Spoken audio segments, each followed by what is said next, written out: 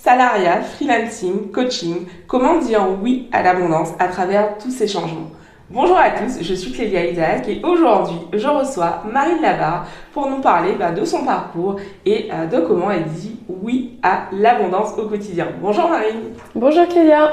Je suis ravie de t'accueillir, merci d'avoir accepté mon invitation. Écoute, avec plaisir, je suis très contente d'être ici.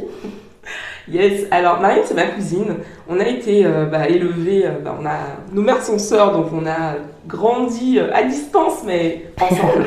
Et j'ai eu envie de l'interviewer, j'ai eu envie en fait de t'interviewer, tu es en face de moi, on va se parler directement. J'ai eu envie de t'interviewer en fait puisque j'ai vu un gros gap en fait en termes de posture, de réception à l'abondance en fait pour toi ces dernières années. J'ai trouvé ça très très inspirant et j'ai eu envie justement de partager avec les auditeurs ton parcours, un petit peu que tu puisses expliquer qu'est-ce qui a changé pour toi dans ta façon de voir ta relation à l'abondance et puis qu'est-ce qui se passe pour toi aujourd'hui, quelle est ton actualité. Donc je te laisse un petit peu te présenter, expliquer un peu qui tu es et ce que tu fais également. Ok, génial. Merci pour cette introduction. Donc, je suis Marine Labarre, j'ai 33 ans. Je suis maman d'une petite fille de 3 ans et demi et je suis coach. Alors, ça me fait sourire de dire ça parce que du coup, c'est la première fois que je le dis un peu de façon si officielle, en tout cas à l'oral. Et en fait, je suis coach là depuis quelques mois et je travaille depuis la semaine dernière chez Maison Moka, qui est un lieu exceptionnel à Saint-Ouen, où je peux vous recevoir du coup pour des séances de coaching 2 fois par semaine, les mardis et vendredis.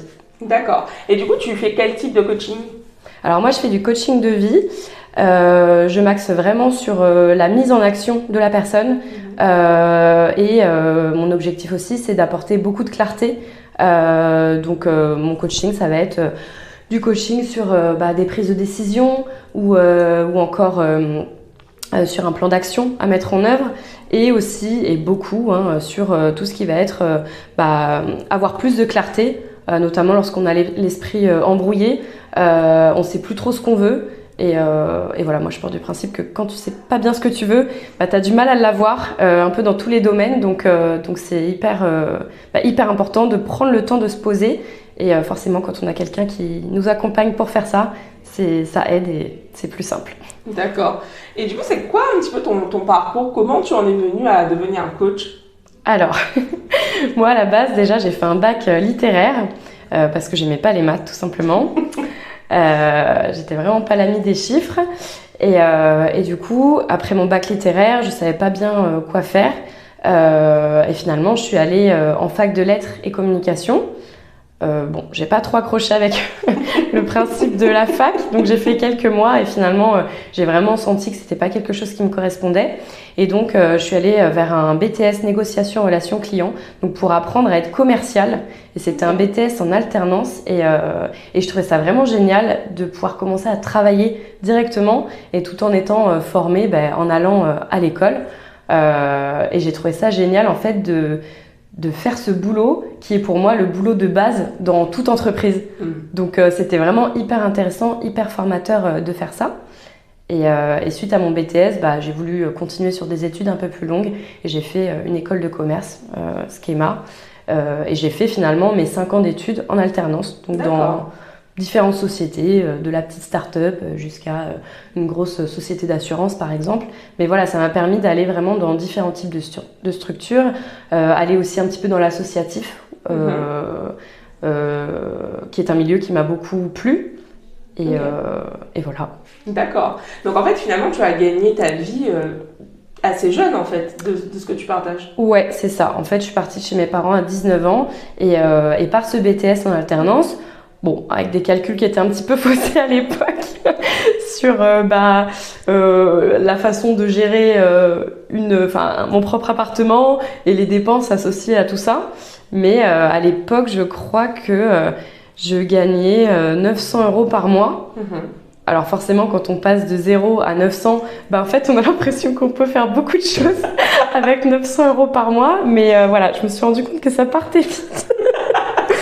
Donc heureusement, mes parents à l'époque m'aidaient pas mal, mais ouais, c'est vrai qu'à 19 ans, j'ai finalement commencé à gagner ma vie, quoi. Ok. Ok. Et du coup, comment t'arrives au coaching aujourd'hui?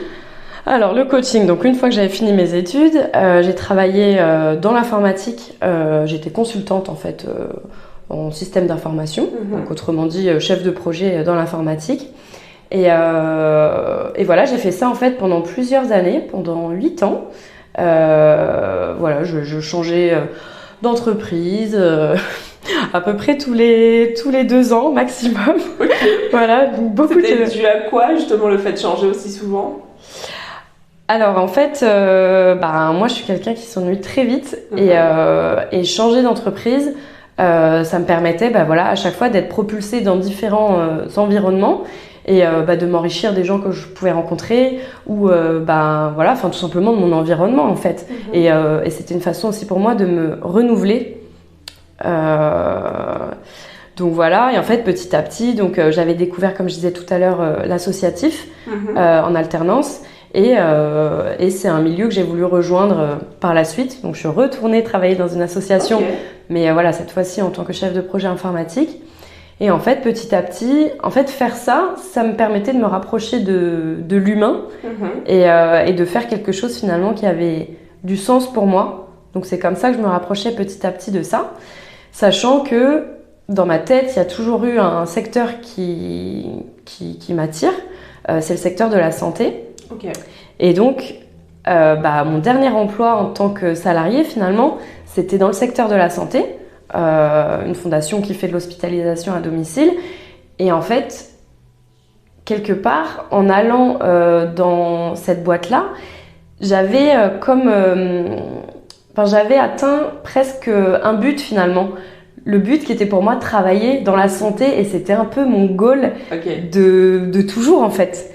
Sauf que cette fois-ci, au lieu de passer par la porte, j'étais passée par la fenêtre en travaillant toujours dans l'informatique, mais dans le milieu de la santé quoi. Ok, mais qu'est-ce qui fait que tu dis que tu voulais donc travailler dans le milieu de la santé, mais pourquoi tu n'es pas devenue infirmière ou médecin par exemple? Alors parce que tout simplement, comme j'ai dit tout à l'heure, j'avais fait un bac L et j'aimais pas du tout les chiffres et du coup ouais, je sentais que c'était pas forcément ça en fait. Okay. Et maintenant avec du recul, ouais la santé c'est toujours vraiment un secteur, un milieu qui m'intéresse, mais finalement ce que j'avais envie de faire c'était de prendre soin des autres et d'aller plus vers du bien-être plutôt que de la santé à proprement parler en fait. Ok. Et tout à l'heure tu partageais en fait que donc, tu commences à travailler, tu as 19 ans, donc tu as rapidement de l'argent, 900 €, donc tu te rends quand même compte assez rapidement que 900 € c'est pas suffisant pour payer tout ce que tu as payé. Comment ça évolue ton rapport à l'argent au fil des années? Alors c'est vrai qu'à cette époque, je vivais clairement au-dessus de mes moyens et encore une fois, j'avais la chance d'avoir mes parents qui pouvaient m'aider. Donc c'est vrai que déjà à l'époque, j'avais l'impression que l'argent, c'était finalement une énergie qui, voilà, ça allait, ça venait, quoi, ça rentre, ça sort, mais en fait pour moi, c'était et c'est toujours quelque chose qui est en mouvement en fait.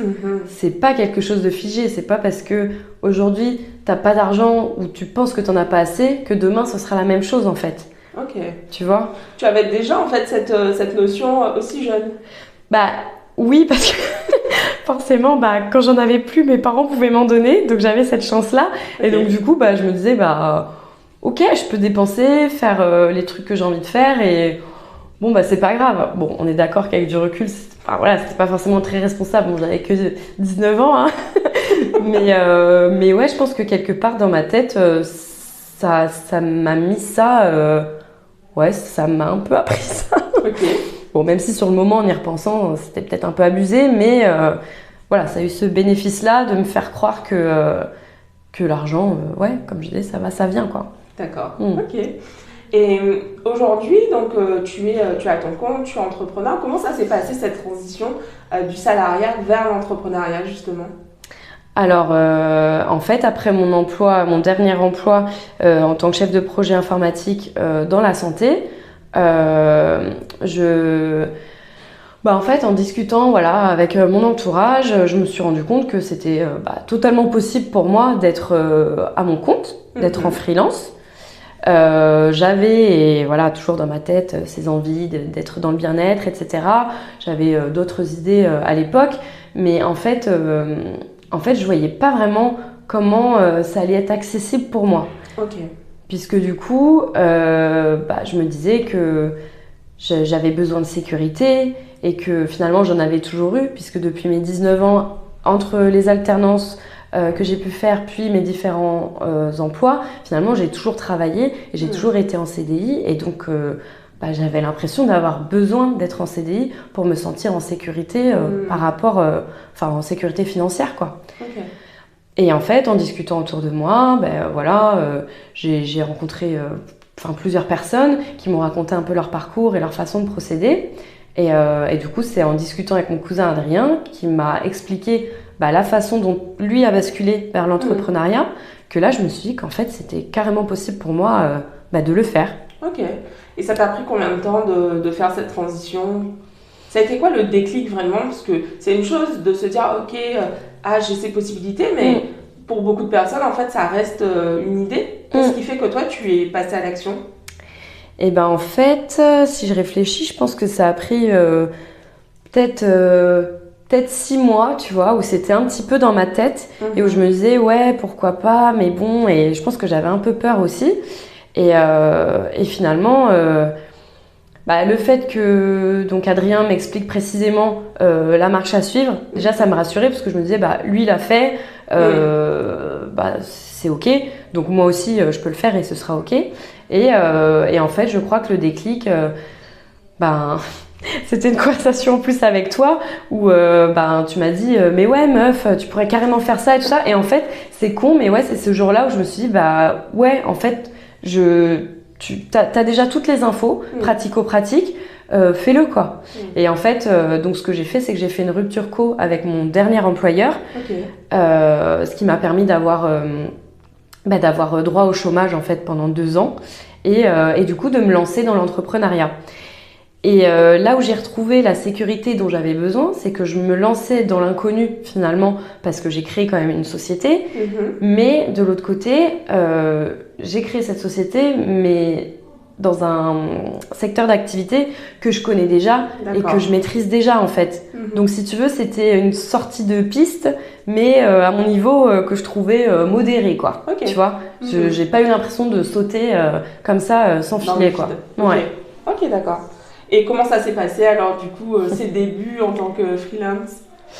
Franchement, ça s'est bien passé puisque mes statuts étaient prêts, je crois, au 2 juin de l'année dernière. Et je m'étais fixée de trouver ma première mission avant fin juin.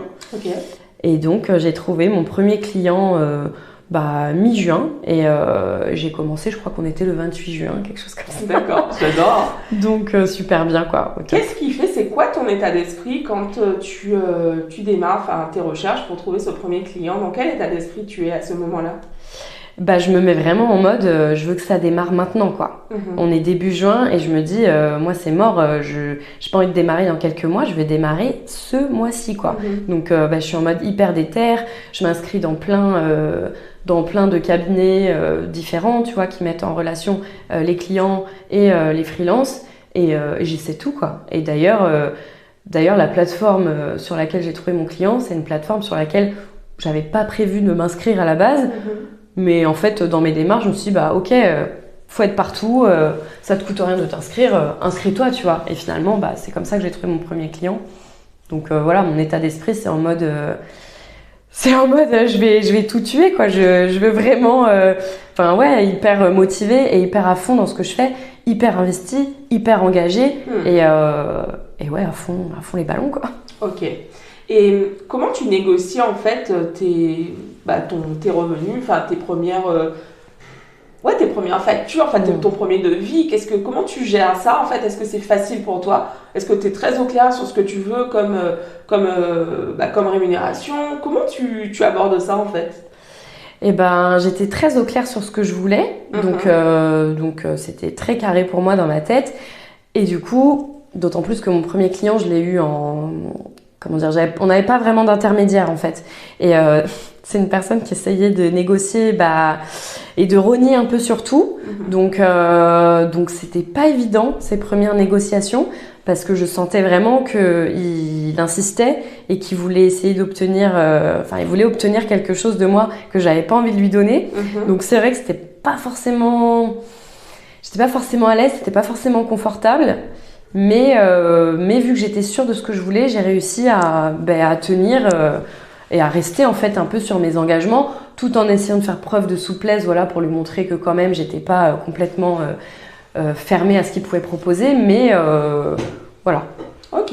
Et qu'est-ce qui fait que tu as réussi justement à tenir? Parce que souvent, quand on discute avec des entrepreneurs, ce qui revient en fait, c'est cette difficulté à poser ses prix et puis surtout à les tenir quand il y a quelqu'un en face qui fait un peu, qui négocie, quoi, qui cherche à tirer vers le bas les prix. Qu'est-ce qui fait que toi tu te dis non mais moi c'est ça et voilà, il y a une légère marge de négociation mais je n'irai pas en dessous de tel tarif, quoi. Qu'est-ce qui fait que tu tiens?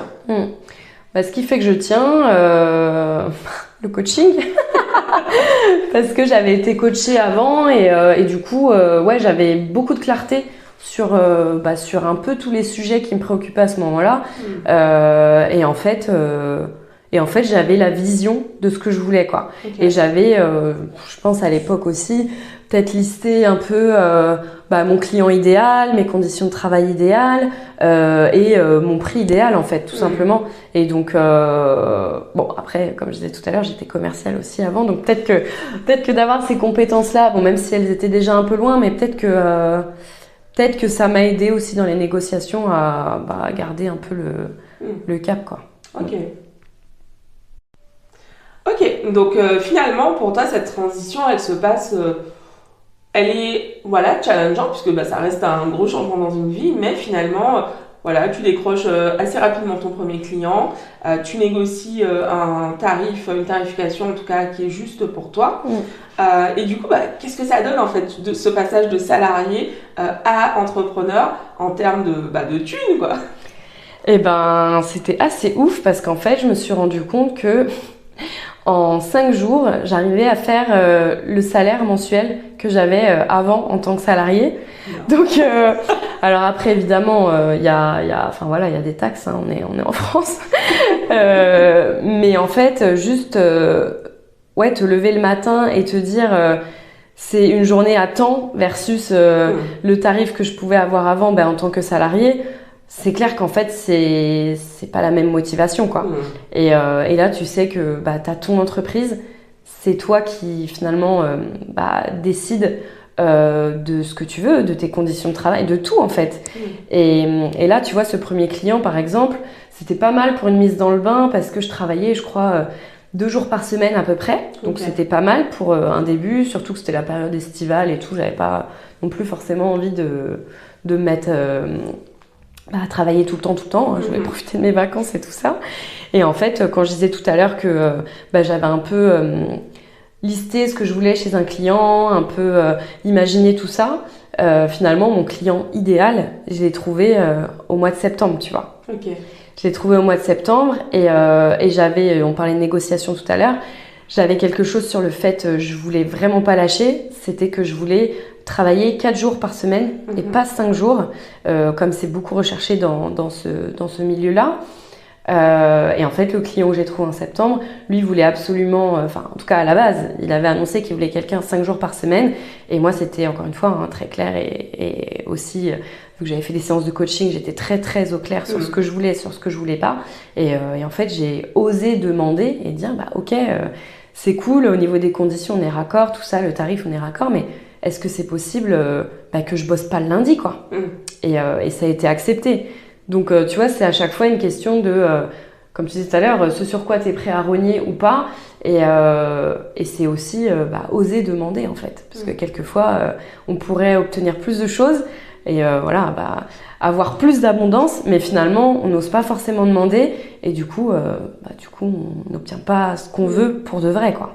C'est quelque chose que je trouve vraiment génial chez toi, justement, c'est cette capacité à aller chercher ce que tu veux en fait. Finalement, il y a quelque chose que tu veux, que tu as en tête, et tu vas pas te dire non mais qu'est-ce que la personne va dire, etc. Tu y vas en fait. Et qu'est-ce qui fait que justement chez toi ça c'est vraiment un trait très fort quoi. Enfin vraiment.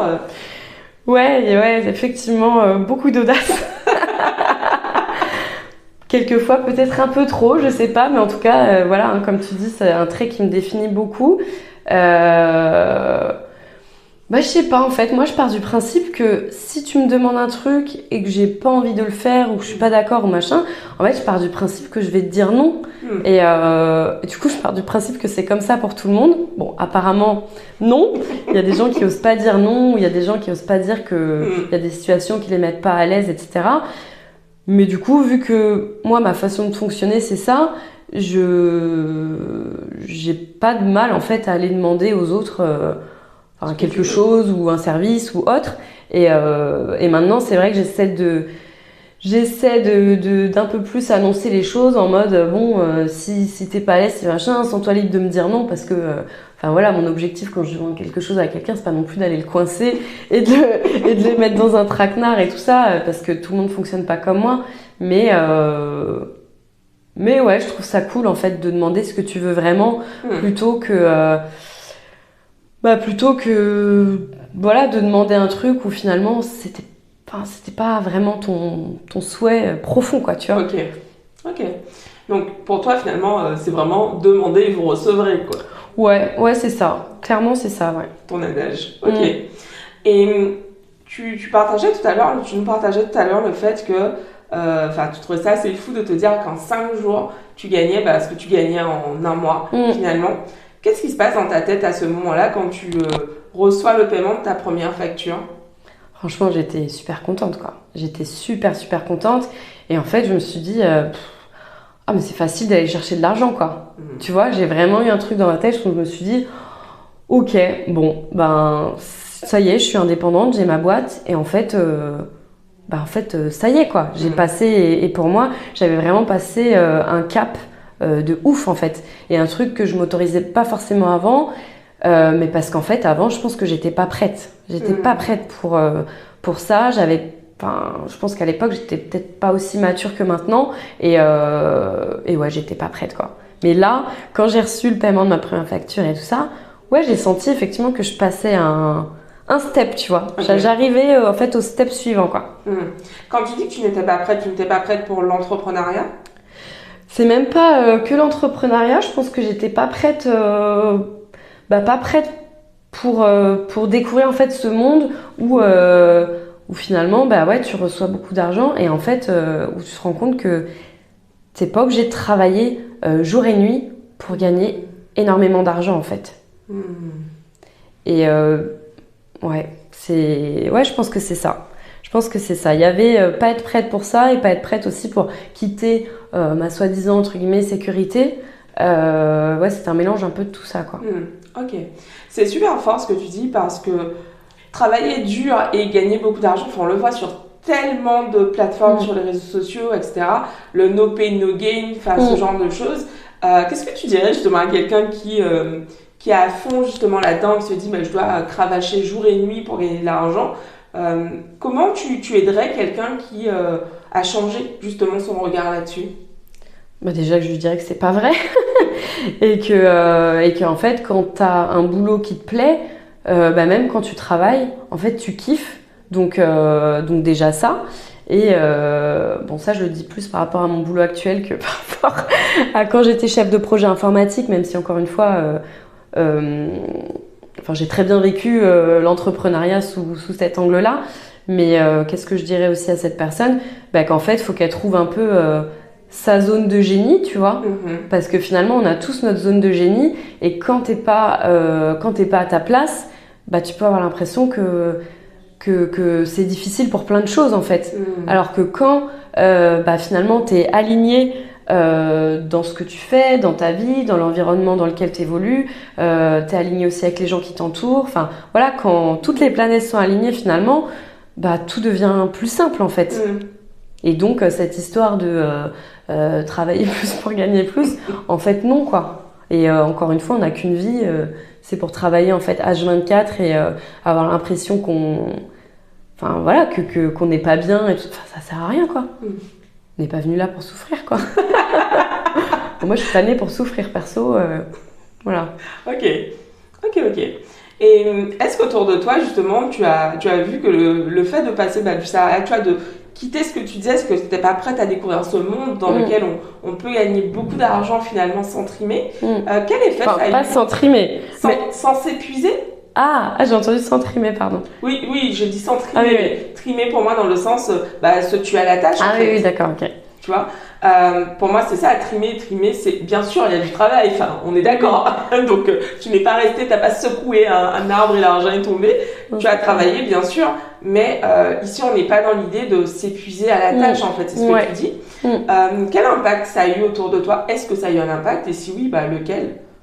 Au niveau de tes amis, peut-être de ta famille, des remarques qu'on a pu te faire? Ouais, alors c'est vrai que par rapport à ça, bon alors les anciens déjà j'ai senti qu'ils étaient pas totalement confort avec ce que je faisais, avec cette sortie de piste. Donc voilà, pas très rassurés, mais comment tu vas gagner de l'argent, etc. Mais vu que je suis quelqu'un quand je prends des décisions, je suis assez à l'aise en fait avec ce que je fais.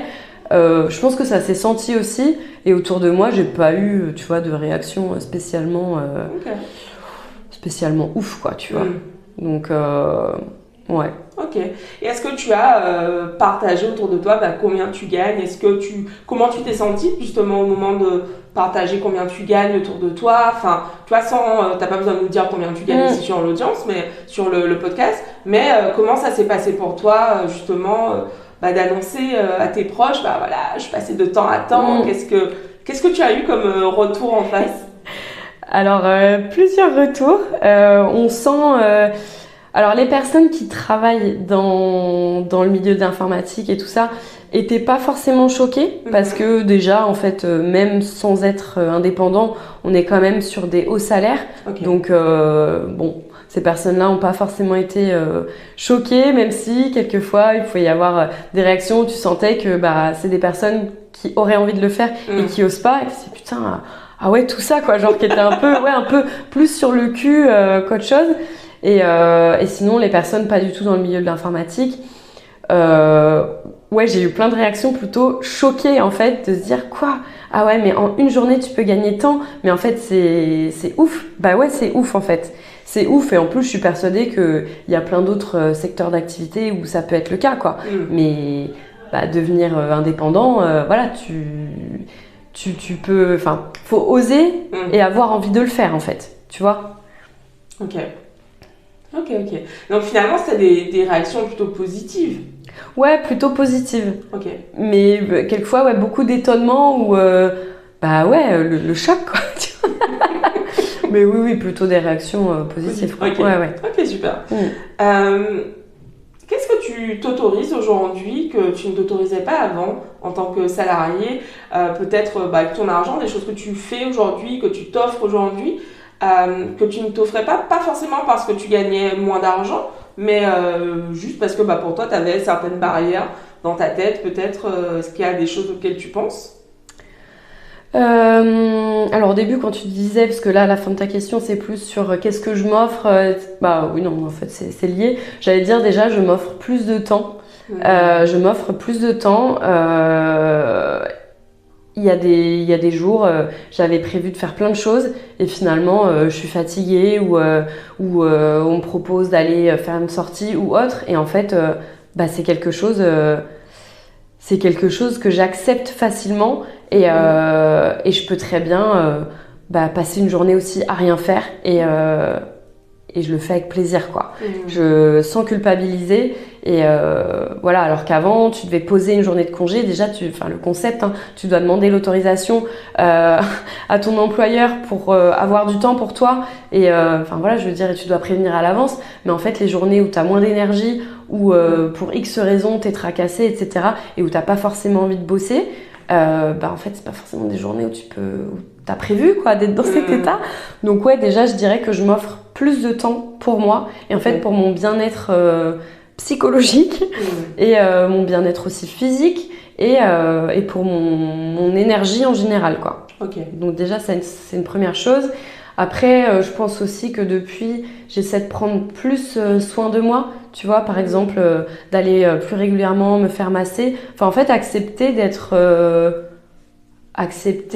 bien et d'aller encore mieux, tu vois. Vraiment, c'est un truc en ce moment qui est hyper fort chez moi, c'est de prendre soin de moi, quoi. Vraiment sur tous les aspects de ma vie, en fait. Être bien, être au top, quoi. Et m'écouter davantage aussi, tu vois. D'accord. Et donc, du coup, ça, pour toi, c'est directement lié à ton augmentation de revenus ou il y a autre chose, en fait, qui rentre en jeu? Je pense que c'est lié à l'augmentation de revenus, c'est clair, parce que du coup, dans ta tête, tu te dis, bon, tu dépenses tant, bon, en même temps, c'est pas grave, quoi, tu vois, de l'autre côté, ça rentre. Et après, je pense que je pense qu'il y a un autre état d'esprit aussi quand t'es indépendant, quand t'es à ton compte. Je pense que c'est pas le même état d'esprit, quoi. Est-ce que tu peux développer un peu? C'est-à-dire? Là, tu travailles plus pour quelqu'un, tu travailles pour toi. Donc, quelque part, tu vois, même si, je vais rentrer dans le pratico-pratique, mais tu vois, si tu mets en place, par exemple, un contrat de prévoyance pour le cas où, pour X raison, tu peux plus travailler, etc. Enfin, je veux dire, c'est ton entreprise, t'es tout seul. En fait, tu peux compter que sur toi, quoi. Il n'y a pas quelqu'un qui va aller taffer à ta place, tu vois. Donc, en fait, je pense que, c'est aussi lié à ça, tu vois. Le fait de me dire, c'est ma boîte, c'est moi qui taffe, c'est moi qui apporte de la valeur, c'est mon truc à moi. Et donc, en fait, si je prends pas soin de moi, en fait, je peux pas faire mon boulot et du coup, je peux pas gagner d'argent, tu vois. Donc, je pense que c'est, tu vois, un état d'esprit un peu global en lien avec l'entrepreneuriat, quoi. Ok. Et est-ce qu'autour de toi, aujourd'hui, t'es très entourée d'entrepreneurs, pas trop, est-ce que ça a un peu changé par rapport à tes débuts quand tu étais alternante? Est-ce que ton cercle a évolué en fonction de tes différentes activités? Ouais, mon cercle a évolué. Effectivement, je côtoie de plus en plus d'entrepreneurs. Alors, pas que, mais effectivement, de plus en plus. Ok. Et du coup, est-ce que tu vois en fait justement un changement d'état d'esprit, qu'est-ce que tu notes de différent entre quelqu'un comme toi qui par exemple assez rapidement a réussi à générer un certain chiffre d'affaires, un chiffre d'affaires assez important, tu le disais tout à l'heure, et quelqu'un d'autre pour qui ça va être plus compliqué justement de réussir à créer cette abondance financière dans son activité. Qu'est-ce que tu vois de différent? Qu'est-ce que je vois de différent? Donc entre un entrepreneur qui réussit, entre guillemets, en tout cas réussit financièrement, et quelqu'un qui va beaucoup plus galérer, pour qui ça va être plus difficile. Je reviens encore à l'état d'esprit, mais c'est aussi beaucoup lié à ça. Alors entrepreneur ou pas, c'est vrai qu'il y a des gens qui se mettent des bâtons dans les roues, en fait. Tu vois, qui se racontent une histoire qui est pas la vraie histoire et qui ont des croyances un peu faussées, tu vois.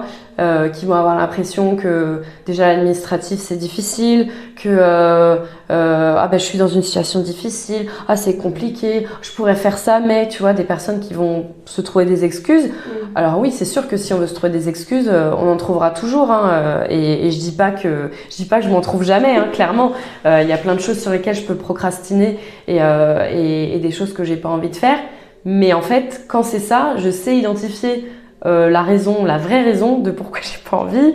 Voilà, soit c'est parce que j'ai pas envie de me montrer, soit je suis pas prête en fait. Mais voilà, c'est, tu vois. Il y a une vraie raison derrière. Ouais, il y a une vraie raison derrière, parce qu'en vrai, se cacher derrière des excuses de c'est difficile, je peux pas parce que, etc. En vrai, voilà, c'est l'adage de quand on veut, on peut. Donc ce serait ça la différence en fait que je verrais dans l'état d'esprit, quoi. Ok. Et donc, comment tu passes au coaching? Donc là, on est sur le freelancing et 1 an plus tard, je te retrouve et tu es coach. Ouais. Qu'est-ce qui se passe? Alors, qu'est-ce qui s'est passé? En fait, j'ai fait quelques mois en indépendante dans l'informatique. Et du coup, j'avais fait ma première sortie de piste et je me disais, ouais, ça y est, j'ai passé un cap, ok, c'est cool. Et en fait, là, je suis revenue à mes questions existentielles qui datent d'il y a très longtemps, en me disant, mais en fait, qu'est-ce que tu veux faire, quoi? T'as pas envie de faire ça? Et il y a une phrase que je répète depuis bon, pas 10 ans, mais presque. C'est la phrase de j'ai pas envie d'être assise derrière un ordinateur toute la journée, quoi. En fait, ça, c'est ma phrase, quoi. Et en fait, une fois que j'avais la mission, ma dernière mission, là, dans laquelle ça se passait très bien, j'avais des conditions idéales, des super collègues, enfin, tout était vraiment super. Et si c'était à refaire, je le referais. Mais quand je finissais mes journées, je me disais pas waouh, journée de ouf, trop bien. Tu vois, quand j'allais me coucher, je me disais bon, ouais, sans plus, quoi, tu vois. Et j'avais vraiment envie de passer à l'étape d'après et de me dire ok, mais en fait, qu'est-ce qui te fait kiffer? Et donc là, j'ai commencé à réfléchir et en fait, je suis revenue un peu à cette envie d'aller dans le monde du bien-être, d'aller dans le prendre soin quelque part de l'autre. Et en discutant avec toi, avec Anne-Sophie, je me suis dit, tiens, coach, ça pourrait être quelque chose qui me plaît, tu vois. Ok. Mais alors, c'est super intéressant parce que pour certaines personnes, quand on t'entend dire ça, genre, oui, ok, voilà, ça se passe bien, tout va bien. Pour certaines personnes, avoir un bel environnement de travail avec des collègues qu'on apprécie, de bonnes conditions de travail, en plus, une super rémunération, on pourrait se dire, ok, c'est top, qu'est-ce que tu veux de plus? Alors du coup, qu'est-ce que tu veux de plus justement? Qu'est-ce que je veux de plus? Je veux pouvoir décider un peu de ce que je fais de mes journées, décider aussi des gens que je côtoie en fait dans mon quotidien et j'avais envie de pouvoir faire une activité dans laquelle je m'épanouis en fait. Et pas, alors franchement c'est vrai que du coup quand j'ai quitté mon client je le dis volontairement comme ça parce que c'était hyper dur de partir. En fait, c'est facile de partir quand ça se passe mal, mais c'est hyper difficile de partir quand ça se passe bien. Et en plus, humainement, j'ai rencontré vraiment des gens super. Et mon client en particulier, avec qui je m'entends super bien, c'était difficile de partir. Et j'avais l'impression de dire non à quelque chose. Et oui, j'ai dit non à cette activité pro parce que je me suis rendu compte que c'est pas l'activité qui me faisait vibrer en fait. Et c'est pour ça que j'avais envie d'aller vers le coaching. Moi, c'est vrai que quand je prends des décisions dans ma vie, tout va un peu vite, quoi. Une fois que je suis décidée, j'ai pas non plus besoin en général, de beaucoup de temps de cogitation, etc. Ça peut aller assez vite. Et en fait, je me suis dit, ok, forme-toi au coaching.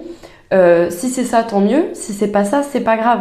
Parce qu'en fait, quand je fais un truc, je le fais pas forcément pour le résultat, même si forcément c'est dans un coin de ma tête, mais je le fais en me disant, ce qui est important, c'est le chemin. Et c'est ce qui se passe pendant que tu es en train de faire ça. Parce que pendant que je me forme au coaching, je rencontre des nouvelles personnes, je me retrouve dans des nouveaux environnements, tu vois. En fait, il y a plein de choses qui bougent quand tu prends une décision et quand tu pousses une nouvelle porte. Donc même si le résultat il est important parce que ok, tu t'es formé, mais en fait maintenant tu as envie de réussir dans ce que tu fais, etc., etc. Mais pour moi, presque le plus important, ça va être le chemin et tout ce qui se passe pendant ce temps, tu vois, que ce soit dans ma tête ou autour de moi, tu vois. Ok, j'adore. Et donc, tu te formes au coaching et quand est-ce que tu lances ton activité une fois ta formation terminée? Et j'ai lancé mon activité assez rapidement puisque j'ai officiellement terminé ma formation mi-mai. Et en fait, c'est assez fou ce qui s'est passé parce que justement, je crois que c'était début mai. Je raconte ma vie, j'avais rendez-vous pour faire un drainage lymphatique. Donc voilà, et en fait, je suis arrivée chez Maison Moka et tout de suite, je me suis sentie bien dans ce lieu-là, tu vois. Et donc, je dis à Maureen, la propriétaire des lieux, waouh, c'est vraiment génial, ce que t'as créé, c'est super beau, ça donne envie, c'est top. Et puis en fait, je m'installe et puis pendant 1 heure, on fait que de discuter. Et donc, je me renseigne un peu, tu vois, vraiment par curiosité sur, y a qui d'autre dans ce lieu, comment ça se passe, etc. Et en fait, en discutant avec elle, je me dis, mais ce serait génial d'avoir un lieu comme ça pour moi, tu vois, un lieu où je puisse travailler. Parce que moi, je suis quelqu'un qui a besoin d'avoir du beau, tu vois. J'aime bien être dans des beaux endroits et c'est hyper important pour moi d'avoir, d'être dans des endroits que je trouve beaux. Ça me fait du bien, en fait. Ça me fait du bien. Et en fait, à la base, moi, je voulais faire que du coaching en visio. vois, pour vraiment nourrir ma valeur qui est la plus forte, ma valeur de liberté. Et c'est vrai que j'avais jamais envisagé le fait de travailler dans un endroit physique. Ok.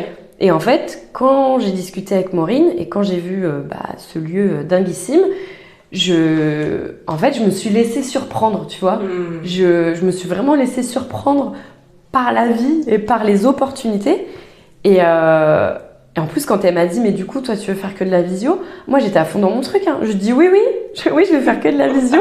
Et en fait, en fin de conversation, tu vois, je dis, mais attends, c'est quoi les conditions pour rejoindre Maison Moka, etc. Et en fait, quand je suis ressortie de là, j'étais comme une ouf, quoi. J'étais excitée comme une puce et tout. Je me disais, mais c'est génial. Mais en fait, je veux trop et machin. Et donc, finalement, tu vois, avec du recul, je me dis, bah, c'est hyper important d'être dans un état d'esprit d'ouverture et d'accepter, dire oui à l'abondance, tu vois, au niveau des opportunités, quoi. Parce que finalement, quelquefois, t'as prévu un plan et en fait, tu vois, c'est important d'aller s'écouter et de dire, ok, quand on me propose ça ou quand on me parle de ça, est-ce que ça me donne envie? Ça me donne envie, oui ou non? Ben, dans ce cas-là, je pose des questions, tu vois. Et aussi, bah, ce qu'on disait tout à l'heure, avoir aussi l'audace de poser les questions, tu vois, et de dire, bah, finalement, je veux pas faire que la visio, ça m'intéresserait bien, tu vois. Parce que j'aurais pu aussi me dire, putain, la meuf, je viens de lui dire que je veux faire que de la visio, et après, je suis en train de lui dire que je veux venir travailler dans son lieu, c'est n'importe quoi, tu vois. Bah en fait, non, c'est cool. J'adore. Donc finalement, pour toi, dans le fait de dire oui à l'abondance, c'est aussi t'autoriser à suivre le mouvement et à remettre en question parfois ce que tu croyais être vrai, en fait. Ouais, c'est ça. C'est m'ouvrir et puis tu vois, juste observer et dire ok, il y a telle opportunité, est-ce que j'ai envie d'y aller, tu vois, et écouter mes petits indicateurs à moi qui me disent ouais, ça c'est cool ou ça non, tu vois. Ok. Ok, donc du coup ça y est, donc là t'es installée en physique, tu fais des sessions de coaching en physique chez Maison Moka à Saint-Ouen. Et j'ai entendu dire que tu proposes autre chose également. Alors, c'est pas quelque chose sur lequel j'ai encore communiqué, mais effectivement, je pense que d'ici la rentrée, je proposerai des massages. Des massages qui s'appellent Shiro Shampi. En fait, c'est un massage indien du haut du corps, donc vraiment haut du corps, haut du dos, nuque, cuir chevelu et du visage. Et en fait, c'est un massage que j'adore parce que il apporte énormément de clarté. Il permet vraiment une profonde détente. Et en fait, je trouvais que c'était une activité complémentaire au coaching. Puisque quand on vient travailler en coaching, on vient travailler sur des croyances, des blocages, et donc en fait on vient travailler vraiment en profondeur. Et je trouve que le massage Shiro Shampi, ça permet d'aller finalement terminer ce boulot-là, tu vois, et faire comme une sorte de reset en fait. Tu vois, t'as fait ta petite séance, ensuite tu fais ton massage Shiro Shampi, et en fait tu vois, finalement, tu fais circuler l'énergie et tu repars avec plus de clarté, avec l'esprit léger et tu vois, prêt à relever tes challenges et à avancer finalement. J'adore, finalement, c'est une façon de revenir dans son corps en fait. Ouais, exactement. Alors en plus, en sachant que moi de base, je suis pas quelqu'un qui est attiré par les massages et je suis pas quelqu'un, tu vois, je te dirais pas ouais, j'ai toujours aimé masser, etc. Là, c'est encore un truc où je me suis laissée surprendre par la vie, quoi. C'est une amie de longue date qui m'a offert un massage Shiro Shampi et en fait, j'étais déjà en discussion avec Maureen pour venir chez Maison Moka. Et en fait, je me suis dit, mais c'est génial ce truc, quoi. Et donc, action-réaction, comme d'hab. C'est comme ça que je fonctionne. Je suis allée me former. Et donc là, je m'entraîne sur des gentils cobayes. Et puis, je pense que très vite, là, je vais pouvoir proposer ça chez Maison Moka. Donc, super contente d'avoir cette deuxième activité et qui, encore une fois, est complémentaire pour moi avec le coaching. J'adore. Donc, en fait, tu fais une fois une session de massage, enfin, une séance de massage. Et tu décides de te former au Chirochampi. Ouais, c'est ça. Et en fait, la personne qui m'a formée, voilà, il y a eu aussi un bon feeling. Je lui ai posé des questions, etc. Et c'est vraiment... En plus, je me rappelle que ce matin-là, j'avais clairement l'esprit embrouillé. Je savais plus quelle tâche je devais faire aujourd'hui. Je savais plus... tu vois, j'étais un peu perturbée. J'étais pas très bien, je dois dire. Et en fait, quand le massage s'est terminé, j'étais tellement détendue que tout était plus clair et plus fluide pour moi. Et en fait, ce qui est bien aussi, c'est que c'est un massage qui te détend, mais tu repars pas fatigué, tu vois. C'est un massage qui te redonne de l'énergie. D'accord. Donc, c'est mieux d'avoir de l'énergie pour se mettre en action, en fait. Carrément. Donc, totalement, encore une fois, complémentaire, quoi. J'adore. Franchement, je trouve que c'est hyper inspirant finalement de voir que tu suis en fait tes envies. Et si je comprends bien dans ce que tu nous partages, finalement, c'est vraiment le fait de suivre tes envies qui fait que tu dis encore et encore oui à l'abondance régulièrement en fait. Ouais, c'est ça. Et puis donc dire oui à l'abondance, c'est cool, mais c'est vrai que j'ai fait aussi des choix, du coup, qui m'aident à dire plus facilement oui à l'abondance, puisque finalement, quand j'ai créé mes statuts l'année dernière pour faire de l'informatique, j'avais déjà un peu en tête que le coaching pouvait m'intéresser. C'était dans un coin de ma tête, mais je me disais, bon, voilà. Et en fait, quand j'ai fait mes statuts, la comptable, elle m'a dit, vous êtes sûre? Est-ce que machin? Est-ce que truc? Et j'ai dit, est-ce que je peux rajouter quelque chose? Parce que quand tu modifies tes statuts, sinon tu repayes, etc. Et donc, j'ai dit, est-ce qu'on peut mettre coaching? Et en fait, c'est vrai que pour payer ma formation de coaching, c'était plus facile pour moi, du coup, puisque c'était pas de l'argent qui sortait de mon compte en banque perso, mais c'est de l'argent de ma société, en fait. Et pareil pour la formation de massage ou ce genre de choses. Donc en fait, je dis ça pour que les personnes qui nous écoutent se disent pas mais elle a fait ça, mais elle doit avoir plein d'argent de côté ou je sais pas quoi. Enfin tu vois, parce que oui les formations et faire tu vois des trucs en mode action-réaction c'est cool, mais tu vois faut pouvoir aussi le faire, tu vois. Sûr. Même si, encore une fois, c'est facile de gagner de l'argent et donc si tu veux faire un truc, tu peux le faire, mais il y a aussi quelquefois des choix peut-être stratégiques à faire par rapport à sa situation, tu vois, pour que ce soit encore plus simple et encore plus fluide. Ouais, c'est ça. Ok. Et justement, ce shift de « Ok, je gère mon argent perso, je suis salarié et aujourd'hui je suis entrepreneur, j'ai une société et j'ai mon argent perso à gérer », comment ça s'est passé pour toi? Est-ce que c'était simple? Est-ce qu'il y a des questions que tu t'es posées? Enfin, comment tu as géré cette transition? Écoute, plutôt bien, parce que c'est vrai que l'argent de la société, le compte en banque, c'est vite renfloué, quoi. Donc en fait, oui, quand tu vois que l'argent rentre tous les mois, en fait, il y a aussi un moment où tu te dis, ok, j'ai ça à dispo. Alors forcément, l'argent d'une société, tu peux pas le dépenser comme de l'argent perso, mais en fait, tu te dis, qu'est-ce que je peux faire avec cet argent, en fait? Et là, forcément, il y a des portes qui s'ouvrent. Tu te dis, en fait, avec cet argent, je peux me former. Et en fait, te former, c'est la clé du truc, tu vois. C'est fort ce que tu dis parce que souvent, beaucoup de personnes voient justement la formation comme un coût plutôt que de l'avoir comme un investissement. Ouais. Et qu'est-ce qui fait que toi, tu passes du salariat à l'entrepreneuriat et tout de suite, tu vois le fait de te former comme finalement une plus-value, quelque chose d'important dans le cadre de ta société? Parce qu'en fait, quand tu es entrepreneur et que tu as ta boîte, tu as compris en fait ce système de on me paye tant parce que j'apporte ça comme valeur. Et donc, tu vois, c'est ce principe de dire si tu veux apporter plus de valeur à ton entreprise et au service que tu proposes, en fait, tu te formes, quoi. Alors, les formations, ça peut être aussi des bouquins, des machins que tu lis, des formations en ligne. Enfin, tu vois, se former, finalement, c'est... Enfin, toi-même, tu sais, hein, c'est hyper large. C'est hyper large comme terme. Oui. Et moi, c'était vraiment cet esprit-là. C'est j'ai envie d'apporter plus de valeur. En tout cas, une valeur différente. J'ai envie d'apporter autre chose. Et donc, je vais me former pour apporter autre chose, quoi. Ok, merci beaucoup. On a beaucoup parlé d'abondance financière aujourd'hui avec toi. Quels sont les autres domaines de ta vie dans lesquels tu expérimentes l'abondance de façon privilégiée? Je dirais dans le domaine de l'amour. Ouais, je dirais dans le domaine de l'amour et c'est très présent pour moi aujourd'hui, ben ouais, dire oui à l'amour, dire oui à quelqu'un qui t'apporte beaucoup de choses, même des choses auxquelles tu n'aurais pas forcément pensé, tu vois, à l'époque où tu es là, tu fais ta liste, mon mec idéal c'est ça, ça, ça, ben en fait, enfin voilà, il y a des trucs que tu n'avais pas forcément prévus et des trucs qui sont là aujourd'hui, quoi. Donc ouais, je dirais dans le domaine de l'amour et ouais, c'est ce qui me vient là principalement, quoi. Ok, super. J'ai une question pour toi que je pose systématiquement à tous mes invités.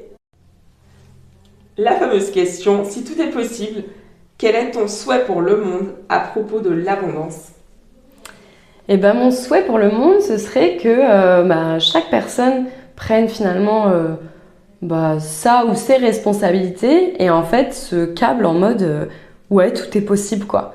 Tout est possible et ouais, tout est possible pour moi et tout peut exister, quoi, tu vois.